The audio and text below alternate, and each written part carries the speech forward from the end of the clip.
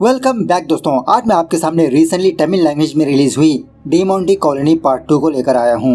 और यहां पर मैं आपको एक बात बताना चाहता हूं जो काफी सालों से बताना चाहता हूं। जब इसका पार्ट 1 आया था ना 2015 में, उस वक्त मैं चेन्नई में काम किया करता था और शॉकिंगली इस मूवी की शूटिंग हमारे ऑफिस के बैक साइड ही हो रही थी। मतलब उस कॉलोनी का नाम ही डिमोंटी कॉलोनी है और उस कॉलोनी में एक बहुत ही पुराना घर था, वहीं पर इस मूवी की शूटिंग हुई थी। अगर किसी ने पार्ट 1 देखा होगा तो उसमें एक पुराने घर को दिखाया जाता है, तो वहीं पर हुई थी वो शूटिंग। सो मूवी रिलीज होने के बाद उस कॉलोनी में काफी सारे लोग जमा होने लगे उस घर को देखने के लिए। ट्रैफिक जाम होने लगी थी।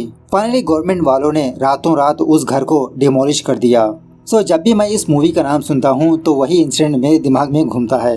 खैर, अब मूवी के बारे में बात करें तो जिन्होंने पार्ट 1 नहीं देखा तो पहले उस मूवी को देखिए, बाद में इस वीडियो को देखिए, तभी कहानी समझ में आएगी। इस मूवी की कहानी 2015 और 2021 में चलती है। तो चलिए फटाफट से मूवी की कहानी को स्टार्ट कर लेते हैं। उससे पहले लुटा दो प्यार, फॉलो ऑन इंस्टाग्राम। कहानी की शुरुआत में ही पहले पार्ट की कहानी को रिकैप की तरह दिखाया जाता है। उसके बाद 2009 में किसी अपार्टमेंट के पास जब कुछ बच्चे फुटबॉल खेल रहे होते हैं तो उनमें से एक बच्चा इस चीज को रिकॉर्ड करते रहता है।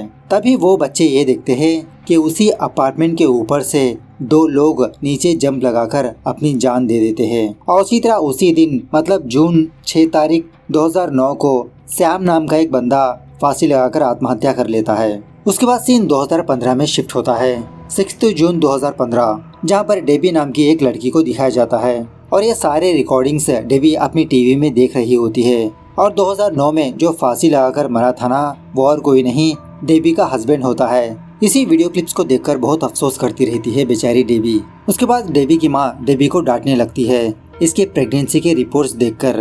मतलब सैम मरने से पहले डेबी ने अपने हस्बैंड के स्पर्म्स को कलेक्ट किया था ताकि उन स्पर्म्स की मदद से डेबी प्रेग्नेंट हो सके। डांटने लगती है कि अब तो सैम नहीं रहा ना। डेबी अपने छोटे से फ्लैशबैक को याद करने लगती है। एक्चुअली 2009 से पहले डेबी और सैम ये दोनों एक दूसरे से बहुत प्यार करते रहते हैं। एक दिन सैम की तबीयत बहुत बिगड़ जाती है। पता चलता है कि इसको कैंसर हुआ है, लेकिन इसके बावजूद भी डेबी सैम का साथ ना छोड़ते हुए इसके साथ शादी करने लगती है। ये दोनों मिलकर कैंसर को हरा देते हैं। उसके बाद सैम आत्महत्या कर लेता है। खैर, प्रेजेंट डे पर मतलब 2015 को डेबी और उसका ससुर सैम के कब्र पर आते हैं। ये दोनों यहाँ पर क्यों आते हैं थोड़ी देर में पता लगेगा। सैम की कब्र पर फूल रखकर जब ये दोनों वापस जा रहे होते हैं तो रास्ते में काफी सारी ट्रैफिक जाम हो चुकी होती है। डेबी अपनी गाड़ी से उतरकर चेक करने लगती है कि आखिरकार यहाँ पर क्या हुआ। पता चलता है कि एक पुजारी ने आत्महत्या कर ली, अपने आप को फांसी लगा ली। ये नजारा देखने के बाद डेबी को सैम के बारे में ही याद आता है। थोड़ा बहुत शॉक में रह जाती है ये। उसी वक्त इसकी टक्कर श्रीनिवास से होती है, शॉर्टकट में श्रीनी। पहले पार्ट में यही मरा हुआ पुजारी श्रीनी की मदद की थी। खैर, इसके बाद डेबी और उसका ससुर एक चाइनीज रेस्टोरेंट पर आते हैं। बात यह है कि ये रेस्टोरेंट इन्हीं का है। मतलब सैम का सपना ये था कि इसका एक खुद का चाइनीज रेस्टोरेंट हो। डेबी और इसके ससुर ने मिलकर सैम का ये सपना पूरा किया और सैम की याद में ही आज ये दोनों सैम की कब्र पर गए थे। अब रेस्टोरेंट ओपन है तो काफी सारे लोग आते हैं। सो वहाँ के सारे लोग 2 मिनट का मौन व्रत करने लगते हैं सैम को याद करने के लिए। उसी वक्त ऊपर वाले फ्लोर से काफी सारे स्पून्स नीचे गिरने लगते हैं। ये देखने के बाद डेबी थोड़ा शॉक में रह जाती है और इसी तरह अपना छोटा सा फ्लैशबैक को याद करने लगती है। जब सैम बिस्तर पर लेटा था, मतलब कैंसर से लड़ रहा था, उस वक्त सैम ने डेबी को बुलाने के लिए स्पून नीचे गिरा दी और डेबी से कहने लगा था कि डेबी, जब भी मुझको तुम्हारी जरूरत पड़ेगी तो मैं स्पून गिरा दूंगा, तुम मेरे पास चली आना। तो डेबी यही सोचने लगती है कि जिसका मतलब सैम की आत्मा मुझसे कुछ कहना चाहती है। अपने ससुर जी से यही बात कहने लगती है कि सैम की आत्मा हमारे आसपास है अंकल, वो हमसे कुछ कहना चाहती है। मैं सैम की आत्मा से बात करना चाहती हूँ। डेबी का ससुर रिचर्ड कहने लगता है 6 साल पहले तुमने ऐसे ही ट्राई किया था ना, लेकिन क्या हुआ, सैम की आत्मा नहीं आई। डेबी कहने लगती है कि अंकल इस बार आखिरी बार ट्राई करेंगे। उसके बाद सीन हैदराबाद में शिफ्ट होता है, जहाँ पर श्रीनिवास की तरह ही रघु नाम के एक बंदे को दिखाया जाता है। बात यह है कि रिसेंटली रघु की फादर की डेथ हो चुकी होती है। बहुत सारे लोग रघु के पास आते हैं इसको कंडोलेंस देने के लिए। रघु की एक सौतीली बहन भी होती है जिसका नाम होता है ऐश्वर्या। रघु का फादर मरने से पहले एक वीलनामा लिखा होता है। दयालन नाम का एक लॉयर वो वीलनामा पढ़ने लगता है। यहीं पर हमको ये बात पता चलती है कि श्रीनिवासन और रघु ये दोनों जुड़वा भाई है। कुछ फैमिली प्रॉब्लम की वजह से रघु के फादर ने रघु की मां को छोड़ दिया था। रघु के फादर की 2500 करोड़ की प्रॉपर्टी है।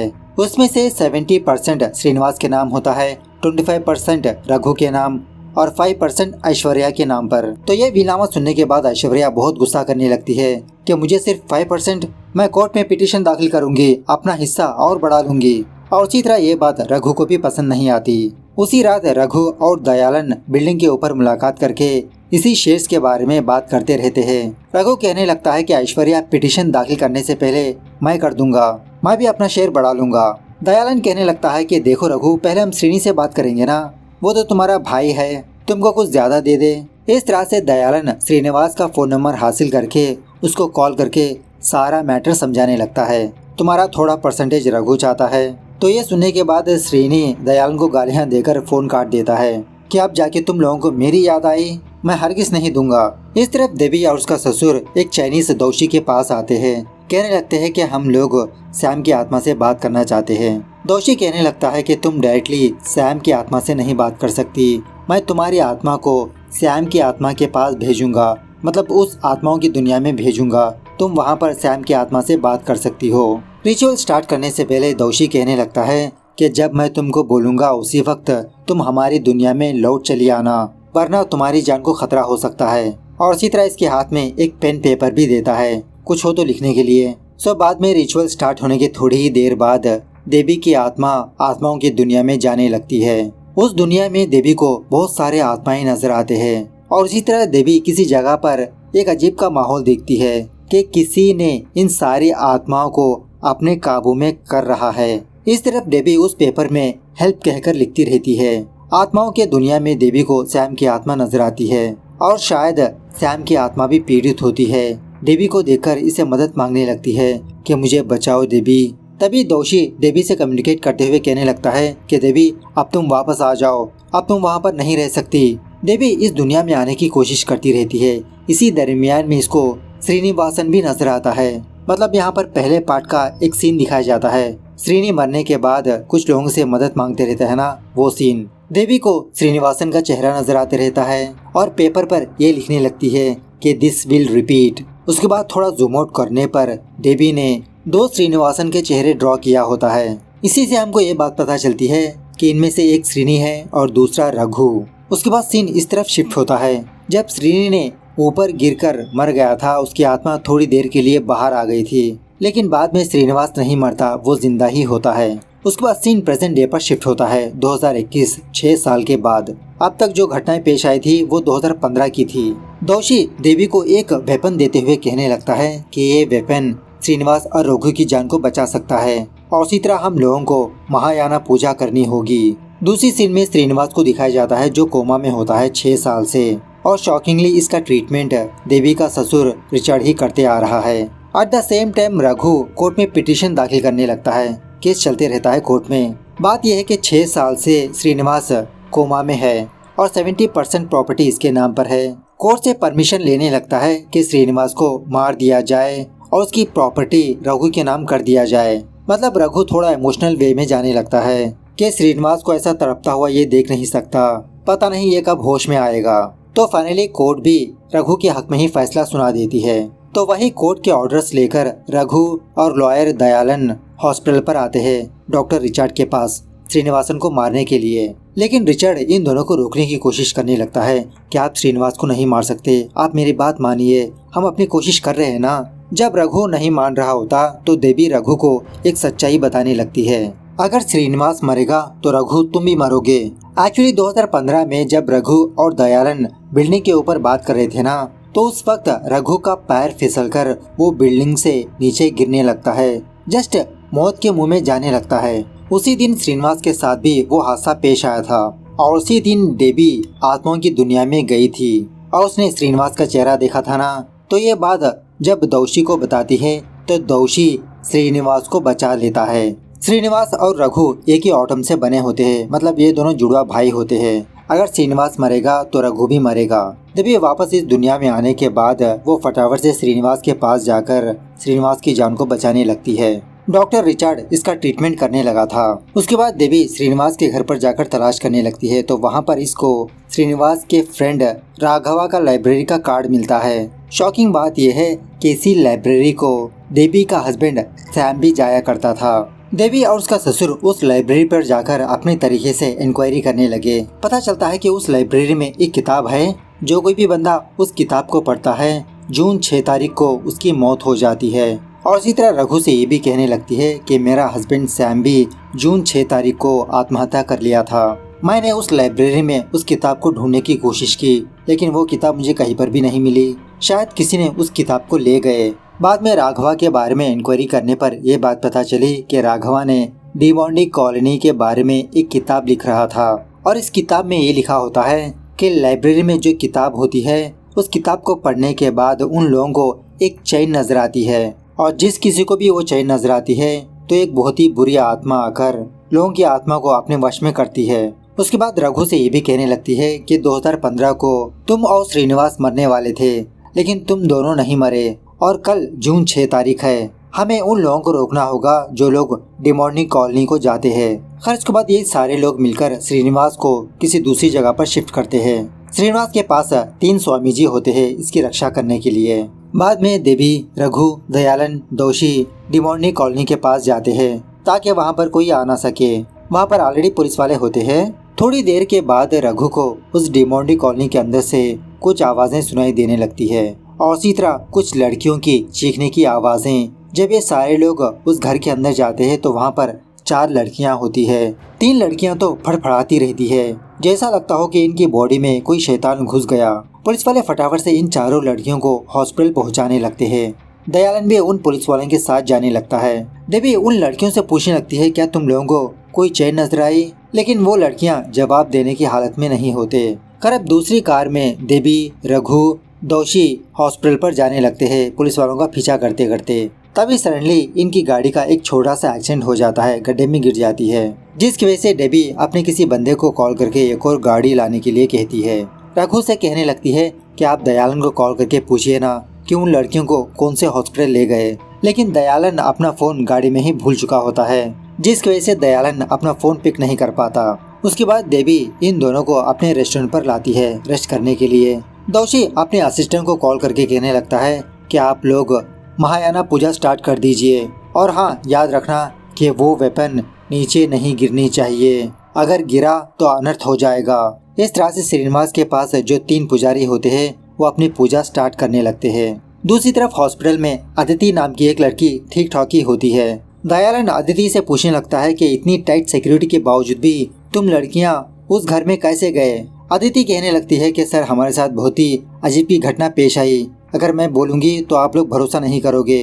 कहने लगती है कि हमको एक किताब मिली थी, जब हम लोग अपने रूम में उस किताब को पढ़ रहे थे तो उस रूम में अजीब की घटनाएं पेश आने लगी। थोड़ी देर के बाद उस किताब से एक रोशनी निकली। जब हमने अपनी आंखें खोली तो हम लोग उस डीमोंडी कॉलोनी में थे, पता नहीं हम लोग वहाँ पर कैसे गए। इस तरफ रेस्टोरेंट के पास खाना लेने के लिए एक कस्टमर आता है। देवी कहने लगती है कि सर दरवाजा खुला है, आप अंदर आ सकते हो, आपका ऑर्डर रेडी है। ऐसा कहते हुए जब देवी उस दरवाजे को ओपन करने की कोशिश करने लगती है तो देवी को बहुत बड़ा झटका लगता है।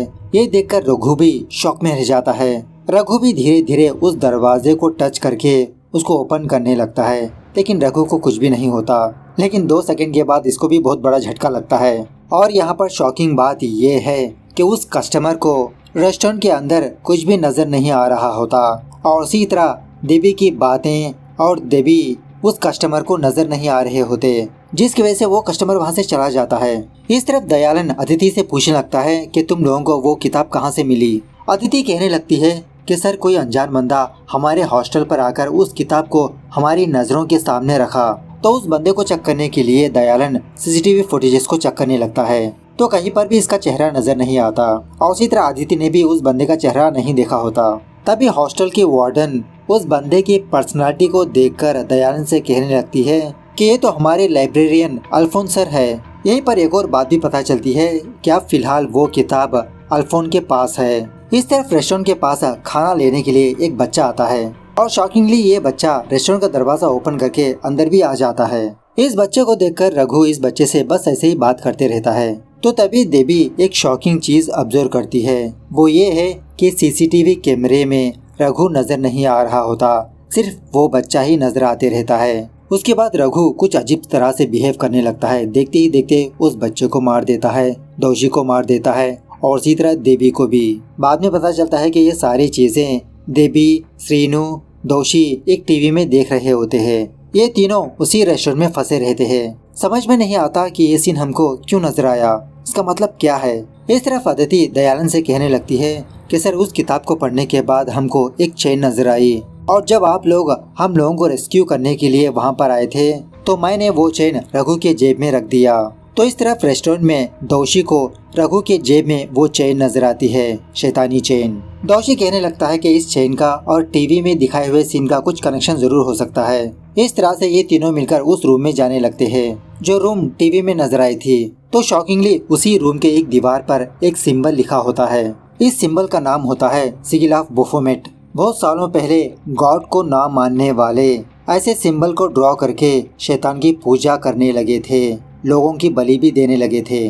उसी रूम में इन तीनों को किसी के होने का एहसास होने लगता है। तो दोषी फटाफट से अपने आप को किचन में लॉक कर लेता है। देवी और रघु से कहने लगता है कि किसी भी हालत में तुम दोनों यहाँ पर मत आना, मैं इस चेन के साथ पूजा करने वाला हूँ, यहाँ पर कुछ भी हो सकता है। इस तरह से दोषी इस चेन की शक्ति को कम करने की कोशिश करते रहता है। अपने खून की बूंदें जब इस चेन के ऊपर डालता है तो वो चेन जलने लगती है और उसी तरह रघु को भी कुछ होने लगता है, इसका शरीर भी गर्म होने लगता है। इस तरफ श्रीनिवास के पास जो स्वामी जी होते हैं वो भी अपनी पूजा स्टार्ट कर देते हैं। इस तरफ दयालन रघु और देवी को तलाश करते रहता है और ऊपर से रघु का फोन भी नहीं कनेक्ट हो रहा होता। इस तरफ रेस्टोरेंट में जब दोषी पूजा कर रहा होता है तो डिमोंडी की आत्मा इसके शरीर में प्रवेश करके देवी को मारने की कोशिश करने लगती है। यहाँ पर बहुत हाथापाई होती है। फाइनली रघु दोषी को स्टैप करके मार देता है, तब जाके वो आत्मा उसके शरीर से निकल जाती है। थोड़ी देर के बाद दयालन और अदिति उस रेस्टोरेंट के पास आते हैं। अंदर झांकने पर ऑफकोर्स अंदर इन दोनों को भी कोई भी नजर नहीं आता, लेकिन अंदर से देवी और रघु चीखते चिल्लाते रहते हैं, दयालन को बुलाते रहते हैं। इसी दरमियान में रघु कोई चीज लेकर उस विंडो को तोड़ने लगता है, लेकिन शॉकिंग बात यह है कि इस दरवाजे के उस पार एक और दरवाजा होता है। उस दरवाजे को तोड़ने पर उसके पार एक और दरवाजा होता है। मतलब इस तरह से ये दोनों एक ट्रैप में फंस के रह जाते हैं। दयालन सोच लेता है कि शायद अंदर कोई भी नहीं है, हमें उन दोनों को किसी दूसरी जगह पर तलाश करनी होगी। उसी वक्त शैतानी चमगादड़ इस रेस्टोरेंट के अंदर घुस जाते हैं, देवी और रघु पर अटैक करने लगते हैं। ये दोनों उन चमगादड़ों से फाइट करते हुए एक टेबल के पास पहुंचते हैं। शॉकिंगली एक भी चमगादड़ इनके पास नहीं आता, मतलब उस टेबल के पास नहीं आता। बात यह है कि रेस्टोरेंट ओपन होने से पहले दोषी ने एक भगवान की मूर्ति को इस टेबल के नीचे गड़ाया था, मतलब पॉजिटिव एनर्जी के लिए। तो इसी भगवान की मूर्ति की वजह से वो चमगादड़ इन पर अटैक नहीं कर पाते। खैर उसी चमगादड़ों के अंदर सैम की आत्मा नजर आती है इन दोनों को। सैम की आत्मा देवी से कहने लगती है कि मैंने ही तुमको टीवी में वो विजुअल्स दिखाए थे ताकि तुम जान सको कि रघु के जेब में वो शैतानी चेन है। और इसी तरह देवी अब तुम 2 महीनों की प्रेग्नेंट हो, तुम्हारे कोख में मैं ही दोबारा जन्म लेने वाला हूँ, मेरी मदद करो देवी, मुझे मुक्ति दे दो, यहाँ से बाहर निकालो। रघु देवी से कहने लगता है कि आप फटाफट से यहाँ से जाइए क्योंकि आप प्रेग्नेंट हो ना। इस तरह से यहाँ से बाहर निकलने की कोशिश करने लगते हैं। दूसरी तरफ श्रीनिवास के बॉडी में वो डिमोंडी की आत्मा आती है, उन स्वामी जी की पूजा को भंग करने की कोशिश करती रहती है। इस तरफ रघु अपनी जान पर खेलकर उस चमगादड़ों के अंदर जाकर अपने फोन को देवी के पास धक्का देता है। तब जाके रघु के फोन से दयालन को काफी सारे मैसेजेस जाने लगते हैं। दयालन समझ जाता है कि देवी और रघु उसी रेस्टोरेंट के अंदर फंसे हुए हैं, हमें उन दोनों को बचाना होगा। इस तरह से अंदर जाने का रास्ता ढूंढते रहते हैं। रेस्टोरेंट के अंदर वो डिमोंडी की आत्मा काफी सारे आत्माओं के साथ यहाँ पर प्रकट होती है। वो डिमोंडी की आत्मा रघु और दोषी को एक सिंबल के ऊपर सुलाकर बलि देने के लिए रेडी होता है। पहले दोषी को बलि दे देता है, उसकी आत्मा को अपने काबू में कर लेता है। उसके बाद रघु को भी बलि देने वाला होता है। उसी वक्त दयालन ऊपर से रस्सी डालकर देवी को ऊपर खींचने लगता है। श्रीनिवास के पास भी काफी सारी घटनाएं पेश आने लगती है, सारे रूम को ही उल्टा कर देता है वो। और उसी तरह जब वो वेपन नीचे गिरने वाला होता है तो एक स्वामी जी इस वेपन को पकड़ लेता है, नीचे गिरने नहीं देता। पूजा सारी खत्म होने के बाद उस वेपन से नीचे जमीन पर वार करता है। सो ऐसा करते ही रेस्टोरेंट में डिमोंडी की वो बलि रुक जाती है, रघु नहीं मरता। At the same time Srinivas के शरीर से भी वो आत्मा निकल जाती है, चीखते चिल्लाते हुए। बलि टूटने की वजह से उस रेस्टोरेंट के दरवाजे ओपन होते हैं। पुलिस वाले भी यहाँ पर आते हैं, लेकिन शॉकिंग बात यह है कि रघु अब कोमा में जा चुका होता है। एट द सेम टाइम दूसरी तरफ श्रीनिवास होश में आता है, को मतलब कोमा से बाहर आता है। बाद में डेबी और दयालन श्रीनिवास के पास जाकर अब तक जो हुआ वो सारी बातें बताने लगते हैं। दयालन कहने लगता है कि लोगों को वो किताब लाइब्रेरियन अल्फोन दे रहा है ताकि अल्फोन लोगों की बलि देकर ये शक्तिशाली बनना चाहता है, इसीलिए। श्रीनिवास कहने लगता है कि मैं रघु को मरने नहीं दूंगा। 2027 जून 6 तारीख को मैं ये कर्ज मिटा कर ही रहूंगा। उसके बाद यहाँ पर और कुछ बातें दिखाया जाता है। 15वीं सेंचुरी में ही एक बंदा लोगों की बलि देते आ रहा होता है उस सिंबल को ड्रॉ करके, जिसकी वजह से उस बंदे को मार दिया जाता है। अब उसी कहानी की किताब अल्फोन को नजर आती है। पहले तो अल्फोन अपने आप को जख्मी करके शैतान को खुश करने लगता है। काफी सारे लोगों को वो किताब देकर शैतान को बलि देते रहता है, मतलब उन लोगों की आत्मा को डेमोंडी के कब्जे में करते रहता है। फाइनली बिहार के किसी इलाके में उस लाइब्रेरियन अल्फोन को दिखाया जाता है, और यहाँ पर आने के बाद भी अल्फोन किसी बंदे को जलाकर राख कर देता है, इसकी बलि दे देता है। इस तरह से ये मूवी यहाँ पर दी एंड होती है। तो मूवी कैसे लगी कमेंट करके बताना जरूर। मिलते हैं अगली वीडियो में, तब तक take care, bye bye, see you soon.